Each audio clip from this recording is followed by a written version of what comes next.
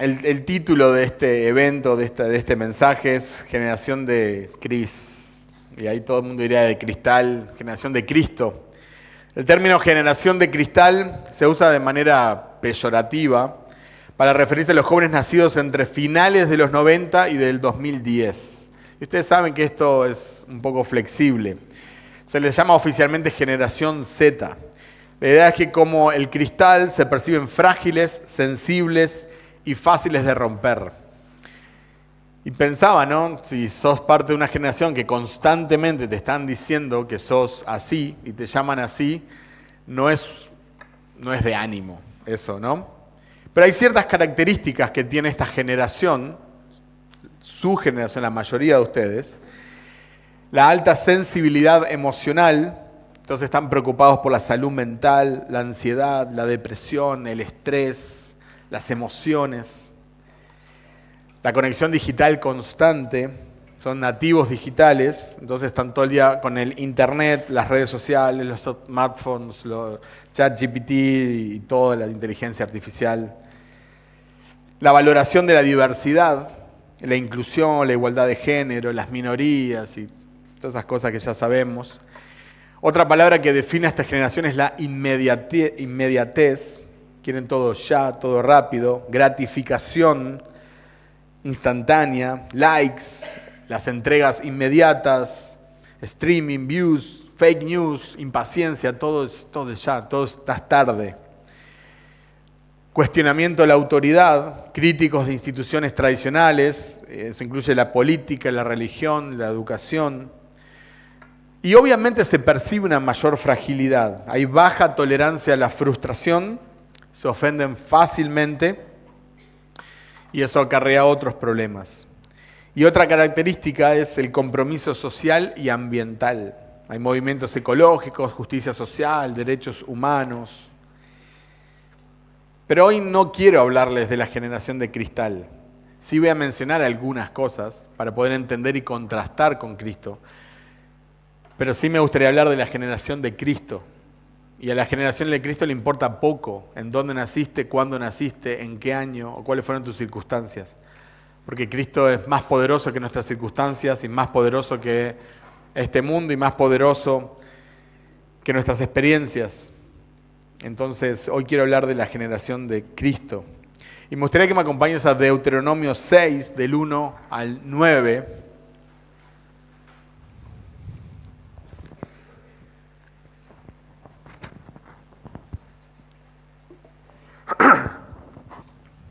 Deuteronomio 6, del 1 al 9.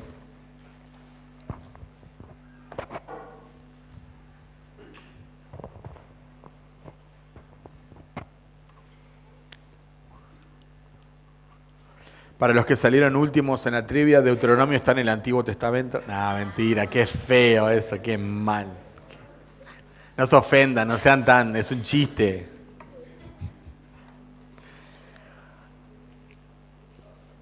¿Llegaron Deuteronomio 6 del 1 al 9? Voy a leer de la versión inspirada NBLA. Dice la palabra del Señor: estos pues son los mandamientos, los estatutos y los decretos que el Señor, su Dios, me ha mandado que les enseñe, para que los cumplan en la tierra que van a poseer, para que temas al Señor tu Dios, guardando sus estatutos y sus mandamientos que yo te ordeno. Tú y tus hijos y tus nietos todos los días de tu vida, para que tus días sean prolongados. Escucha, pues, oh Israel, y cuida de hacerlo para que te vaya bien y te multipliques en gran manera en una tierra que emana leche y miel, tal como el Señor, el Dios de tus padres, te ha prometido. Escucha, oh Israel, el Señor es nuestro Dios, el Señor uno es. Amarás al Señor tu Dios con todo tu corazón y con toda tu alma y con toda tu fuerza. Estas palabras que yo te mando hoy estarán sobre tu corazón. Las enseñarás diligentemente a tus hijos y hablarás de ellas cuando te sientes en tu casa y cuando andes por el camino, cuando te acuestes y cuando te levantes. Las atarás como una señal a tu mano y serán por insignia entre tus ojos. Las escribirás en los postes de tu casa y en tus puertas. Hasta ahí el texto que quiero hoy compartir con ustedes. La generación de Cristo. Viendo algunos principios de este pasaje, es una generación que escucha. Oye Israel, oye pueblo de Dios. No vive distraída por el ruido del mundo, sino que está atenta a la voz de Dios. Cuando me refiero a la voz de Dios, me refiero a lo que el Espíritu Santo inspiró, a la palabra escrita, a lo que tenemos nosotros en las Sagradas Escrituras. Estamos atentos, más allá de todo el ruido de este mundo. La generación de Cristo reconoce a un solo Dios, el Señor, nuestro Dios, el Señor uno es. Y es un mundo súper relativista, que afirmar que hay una verdad absoluta es una locura, pero nosotros afirmamos que existe un solo Dios verdadero. Es una generación que ama íntegramente. Amarás a Jehová tu Dios o al Señor tu Dios de todo tu corazón, de toda tu alma y con todas tus fuerzas. Es una generación que tiene la palabra en su corazón, la generación de Cristo. Estas palabras estarán sobre tu corazón, versículo 6. No se conforma con el conocimiento superficial, sino que atesora la palabra en lo más profundo. Es una generación que forma familias. A mí me encanta ver en este texto todo lo que habla de familia. Por eso voy a mencionar un poco del tema de familia. No es por tratar de meterlo en el texto. Pero dice en el comienzo, para que le enseñes a tus hijos y a tus nietos. Y lo que aprendiste de tus padres. Hay mucha familia en este texto. Atesora la palabra, pero no es egoísta ni es individualista. Busca formar una familia, la generación de Cristo. Y busca tener una nueva generación que discipular. Es una generación que vive la palabra diariamente. Hablarás de ellas estando en tu casa y andando por el camino, al acostarte y cuando te levantes, versículo 7. La fe no es un evento del domingo y menos un evento de jóvenes. Es un estilo de vida continuo. La generación de Cristo marca el entorno con su palabra. Dice, estarán en tu mano, entre tus ojos, las escribirás en los postes de tu casa, en tus puertas. No oculta su fe.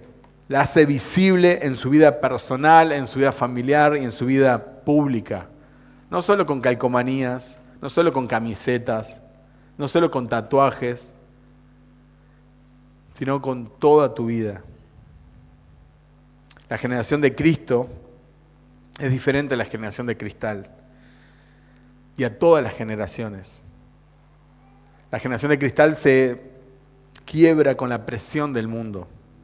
Y es muy triste todo lo que está pasando. Es muy triste ver las relaciones con los padres y ver la relación que tienen los padres y la relación que tienen entre los hermanos y la relación que tienen con los demás y todo lo que está pasando en el mundo es muy triste. Pero no es nuevo.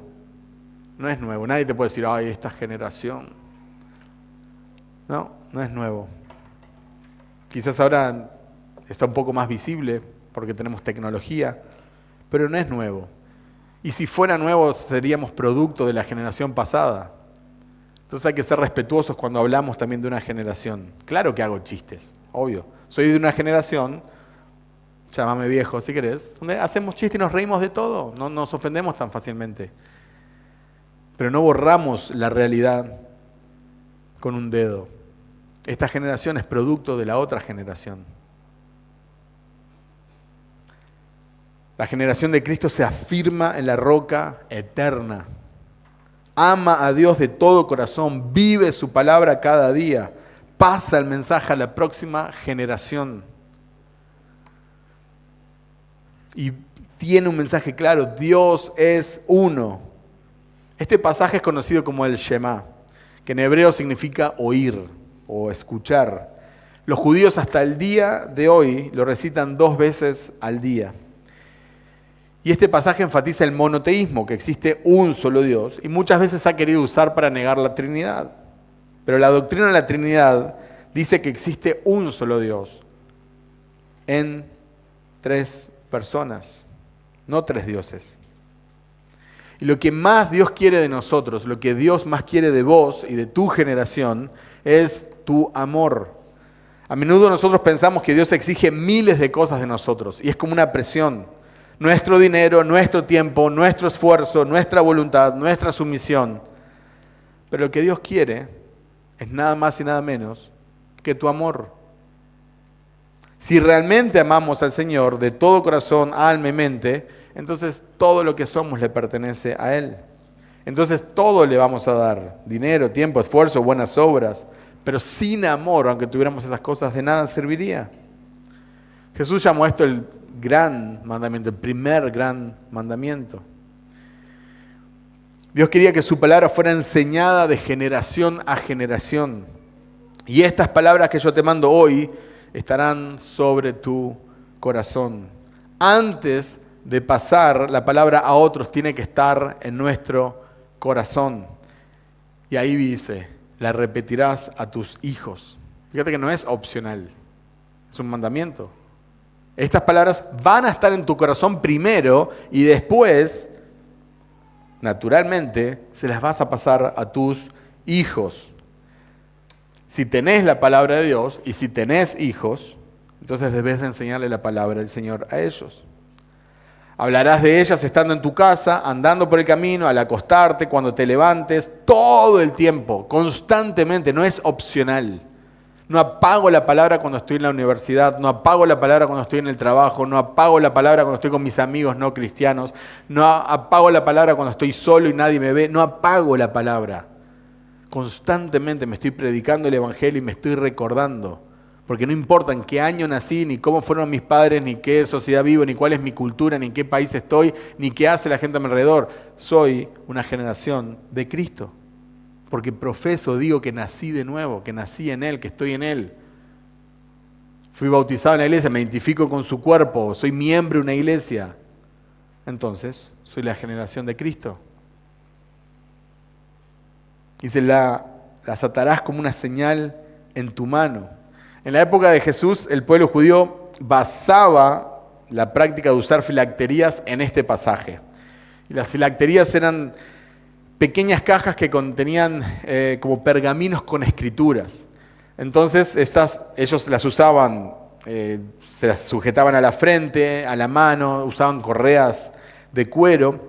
Y Jesús condenó el abuso de estas filacterías entre los filisteos.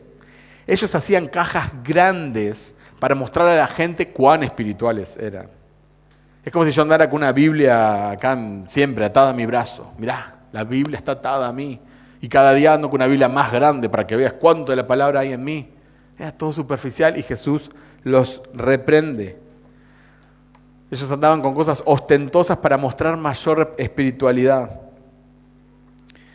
Hay personas que tienen una Biblia abierta en su casa, pero no significa que sean más espirituales. Hay personas que andan con camisetas cristianas, dijimos calcomanías cristianas, tatuajes cristianos, música cristiana, pero no significa que realmente estén en la palabra del Señor.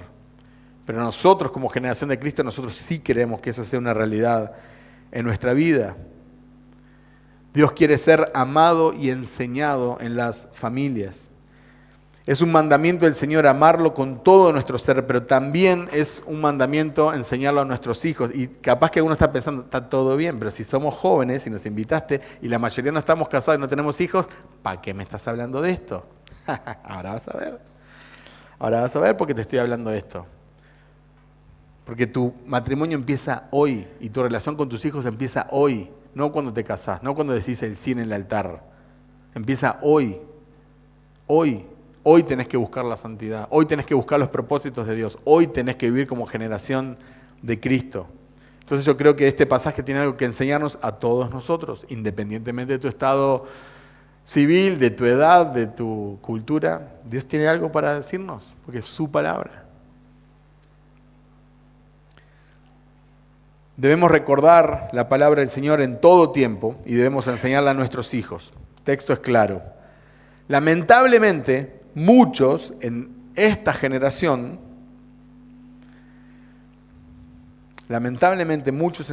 están dejando a la familia fuera del plan de Dios. Están dejando a Dios fuera de sus hogares y están dejando a la familia fuera de sus planes. Y no me refiero a que no tengan una Biblia en su casa, pero no tratan a la Biblia o lo que la Biblia dice como deberían. La familia no es un plan B de Dios. La familia Es una idea que nació en el corazón de Dios. Génesis 1, 27 al 28 dice, Dios creó al hombre a imagen suya, a imagen de Dios lo creó, varón y hembra los creó. Dios los bendijo y les dijo, sean fecundos, multiplíquense, llenen la tierra y sométanla, ejerzan dominio sobre los peces del mar, sobre las aves del cielo y sobre todo ser viviente que se mueve sobre la tierra. Dios ama a la familia y vos deberías amar lo que Dios ama. Spurgeon dijo, Él da hijos no como castigo, no como carga, sino como un favor. Son una muestra del bien si los hombres saben recibirlos y educarlos. Son bendiciones dudosas solo porque somos personas dudosas. Y John Bunyan, el que escribió El progreso del peregrino, dijo, la familia es un tesoro terrenal que debemos valorar.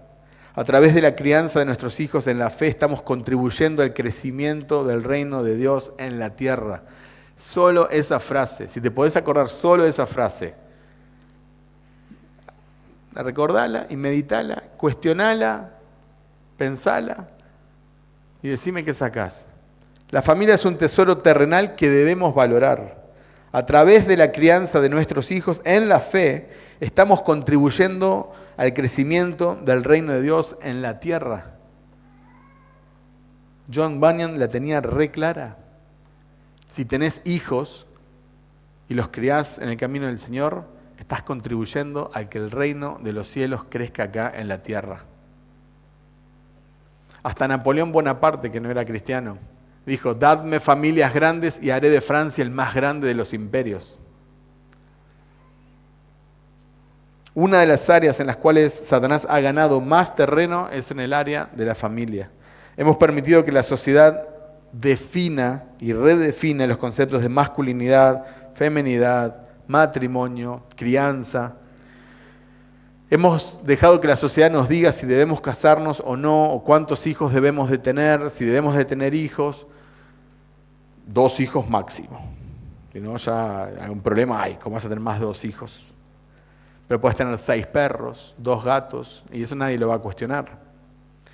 El Salmo 123, 3 al 5 dice, un don del Señor son los hijos, y recompensas el fruto del vientre. Como flechas en la mano del guerrero, así son los hijos tenidos en la juventud.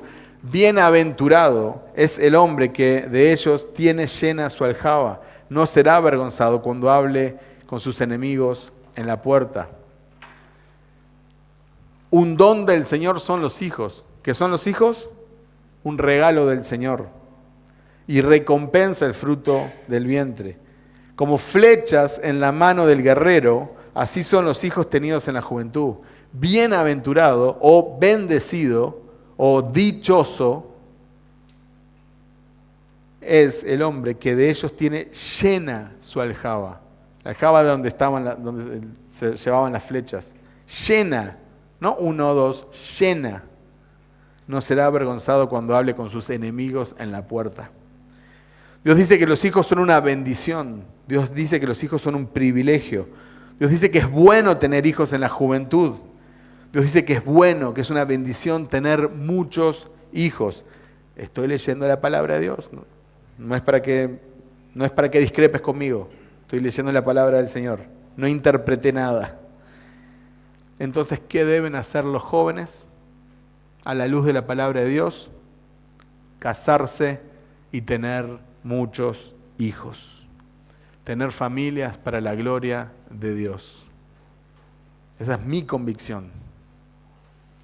A la generación de ustedes les cuesta mucho formar familias, formar una familia.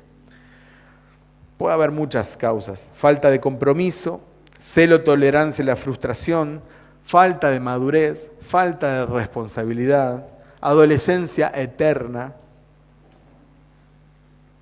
falsas expectativas de realismo, quieren vidas de Instagram con filtro y todo. Te crees un salmón noruego y sos una empanada de 1000 guaraníes.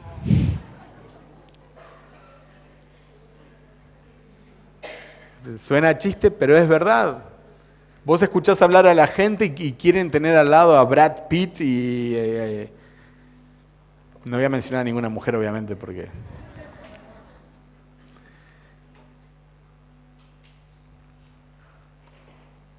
Tenemos una visión pornográfica del sexo opuesto.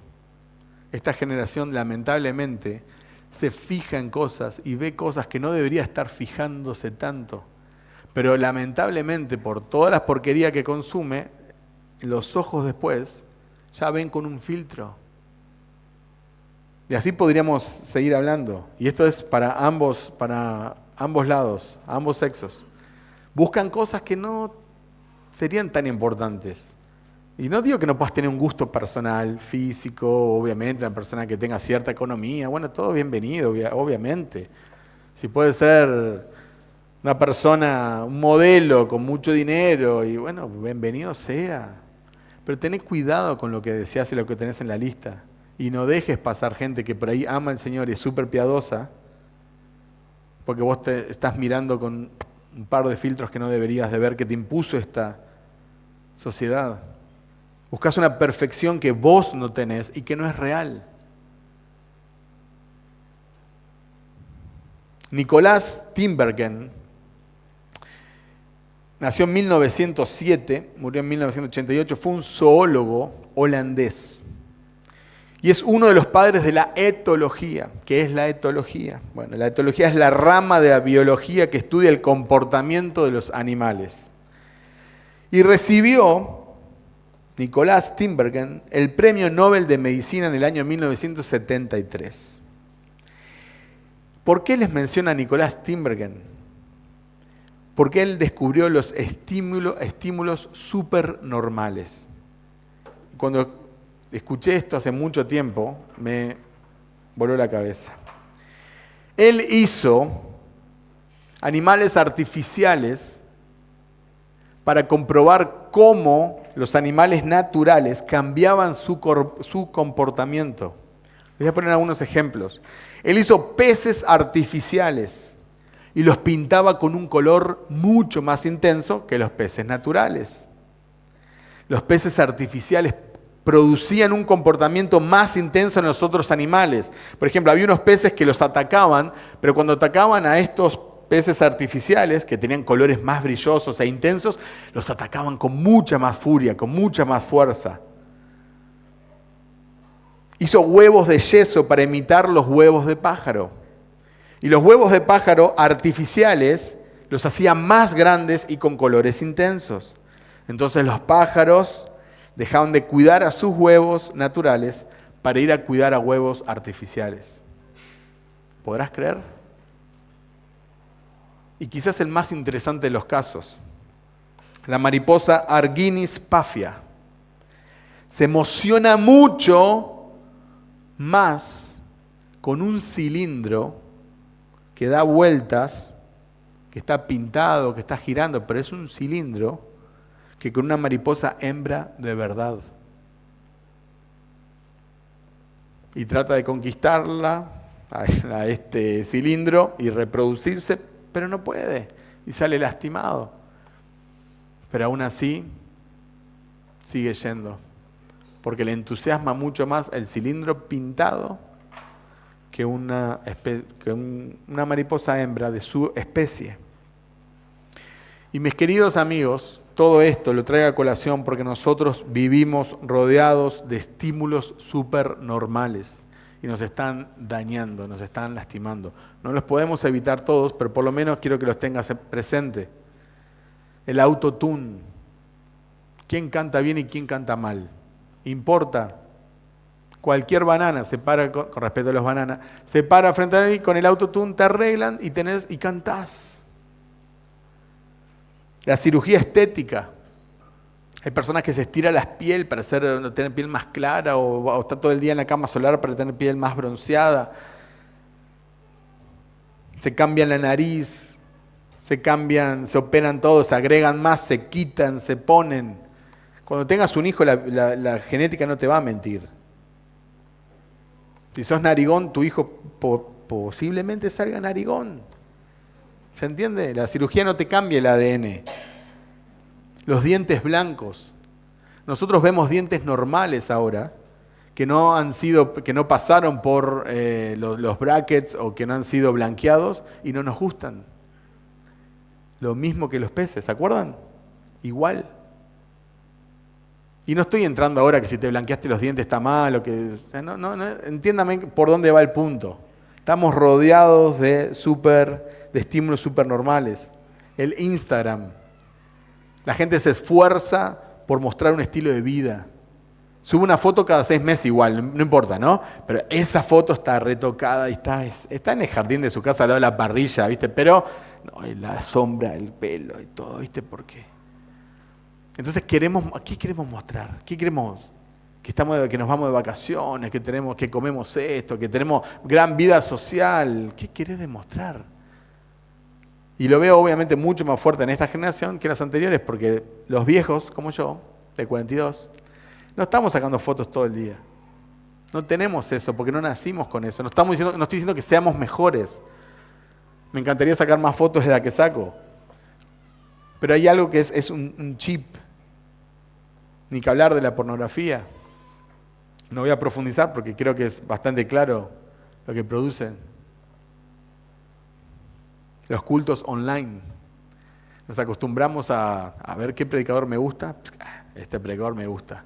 Si no me gusta tanto, no me gusta, lo cambio. Como un menú, ¿verdad? La alabanza, me gusta ver qué estilo me gusta. Este más pesadito. Bárbaro. Pero cuando llegás al culto y hay mosquitos y sudás porque se rompió el aire, o hay un clavo ahí, te aprieta la silla, o el de al lado tuyo tiene un poco de mal olor, claro, ahí ya no te gusta. Bueno, sos víctima de los estímulos supernormales, porque te acostumbraste a mirar una pantalla con un predicador, con el aire acondicionado, con tu cafecito, pero esa no es la iglesia. La iglesia tiene olor. La iglesia no es cómoda a veces. La iglesia tenés que bancar a personas que son imbancables a veces. Pero eso es lo que el Señor quiere, porque eso es lo que Él usa para hacernos crecer. Podría seguir con muchos ejemplos, pero ¿pueden ver todo lo que hay? ¿Cómo estamos rodeados? Y hay muchos solteros que no están solteros porque sea la voluntad de Dios. Hay muchos que no fueron sabios en sus decisiones. Hay muchos que no se negaron a sí mismos. Hay muchos que tienen heridas del pasado y traumas sin resolver. Hay muchos que nunca maduraron. Hay muchos que quisieron disfrutar la vida hasta lo último y un día fue demasiado tarde. Hay muchos que esperan una pareja artificial de madera y con colores intensos, porque lo natural ya no les sirve. El tema de los hijos, para la mayoría son una molestia. Tener hijos es muy caro, te dicen. Si tenés hijos no vas a poder estudiar, no vas a poder terminar tu carrera, no vas a poder trabajar tanto, no vas a poder... Las mujeres dicen, si tenés hijos vas a engordar, te van a quedar marcas. Si tenés hijos no vas a poder salir a farrear tanto. 1 Timoteo 5:14 dice, quiero pues que las viudas jóvenes se casen, críen hijos, gobiernen su casa, que no den al adversario ninguna ocasión de maledicencia. Timoteo debe enseñar a las viudas jóvenes ¿a qué? A casarse y a tener hijos y a encargarse de su hogar. No le dice que se preocupen por sus cuerpos y que vayan al gimnasio, porque tienen que casarse de vuelta. Entonces, gimnasio, vamos, fuerza, fit. Podría hablar muchísimo, pero no me quiero ir de tema, ni quiero que sea un mensaje personal, quiero quedarme en la palabra de Dios.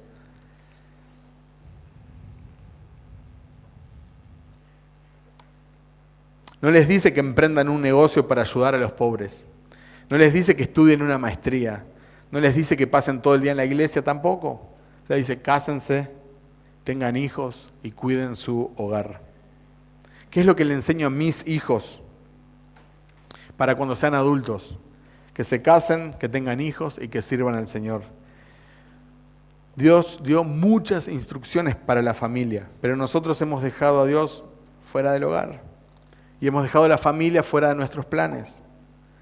Proverbios 22:6 dice, instruye al niño en el camino correcto y aún en su vejez no lo abandonará. Efesios 6:1-4, hijos, obedezcan a sus padres en el Señor, porque esto es justo. Honra a tu padre y a tu madre, que es el primer mandamiento con promesa, para que te vaya bien y para que tengas larga vida sobre la tierra. Y ustedes, padres, no provoquen a ira a sus hijos, sino que críenlos en la disciplina e instrucción del Señor.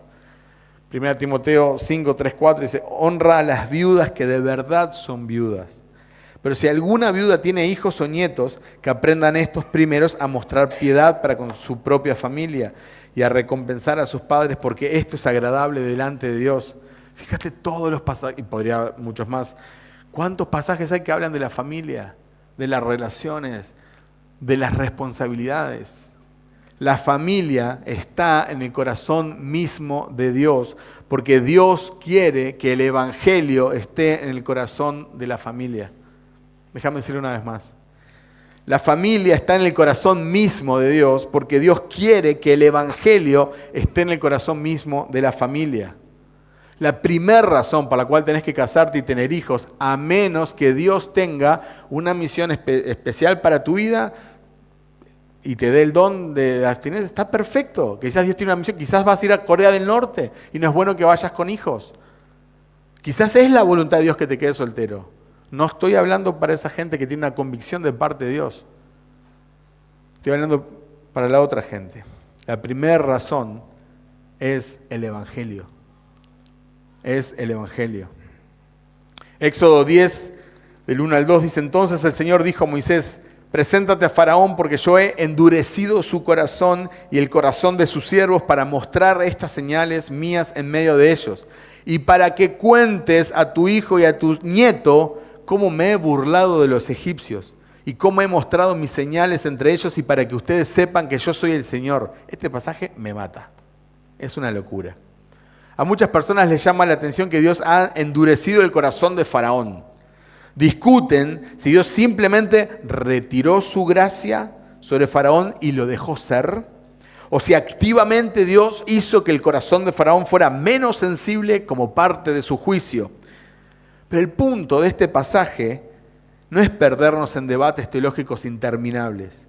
El énfasis de este pasaje es que Dios va a mostrar su gloria, va a mostrar su poder y va a mostrar su misericordia. Dios va a mandar un juicio contra sus enemigos y va a rescatar por gracia a su pueblo. ¿Y cuál es nuestra responsabilidad? Contárselo a nuestros hijos y nietos. Hasta los nietos. La mayoría de los abuelos están todo el día mirando tele sin contarles, sin discipular a sus nietos. Gente de iglesia. La mayoría no entienden la responsabilidad que tienen.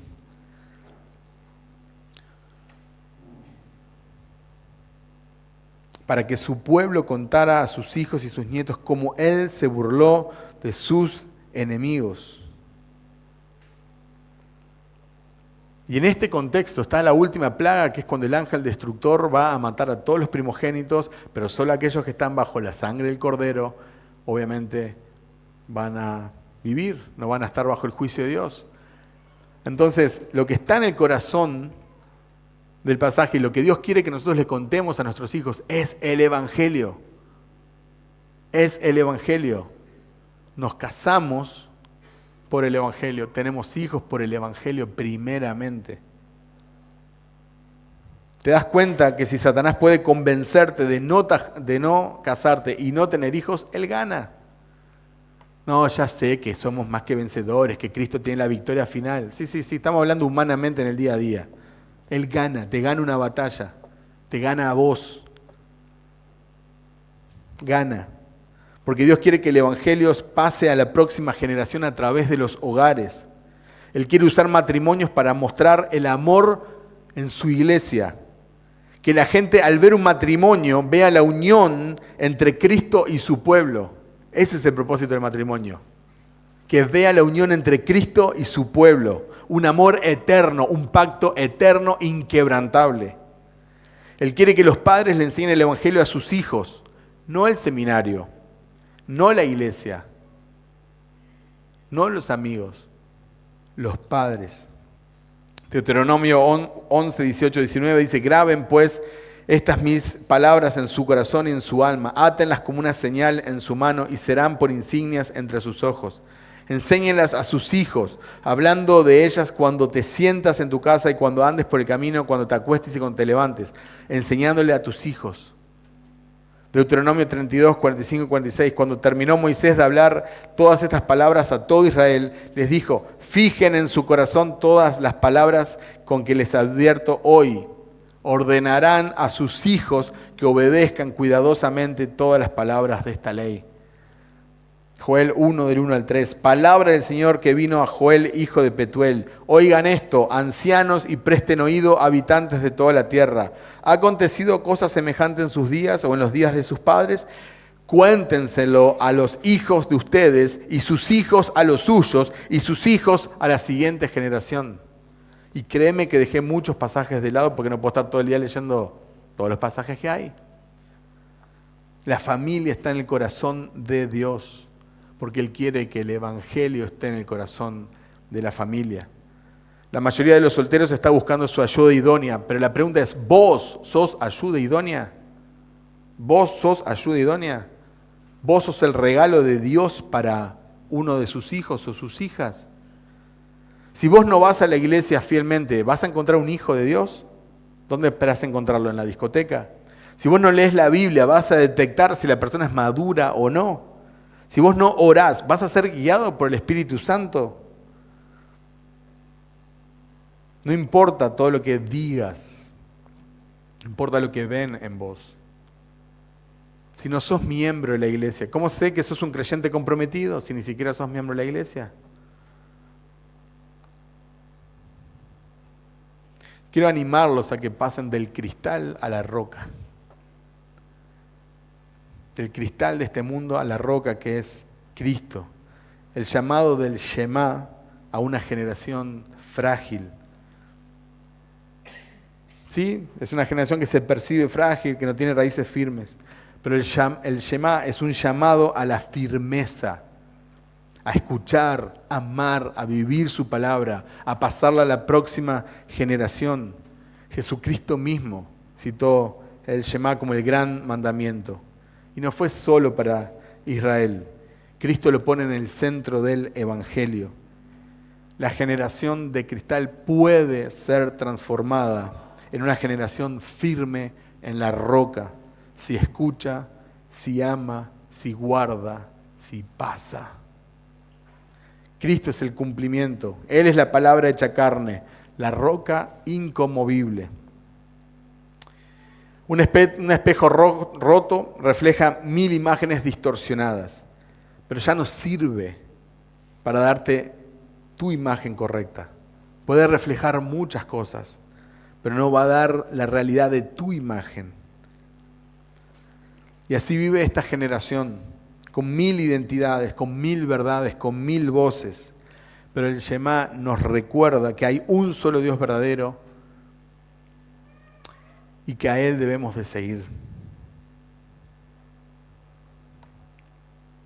Ahora todos tienen TikTok.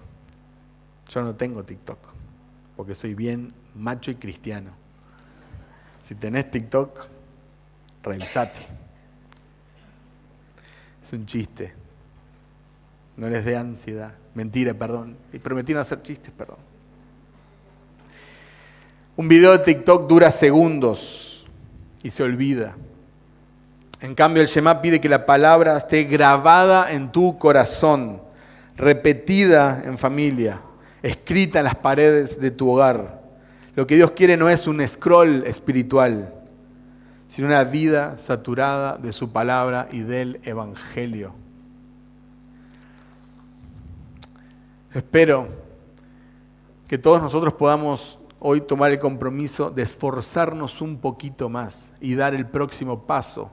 No sé cuál es tu próximo paso, como quizás vos no sabés cuál es mi próximo paso. Pero que hoy podamos buscar un poquito más la santidad y que podamos acercarnos un poquito más al Señor y que podamos crecer un poquito más en gracia y que podamos diferenciarnos un poquito más del mundo y que podamos parecernos un poquito más a Cristo, independientemente de las circunstancias, de la generación que estás, de la cultura. Que Cristo sea el centro, la roca inamovible, inconmovible, y que Él sea exaltado. Amén. Oremos.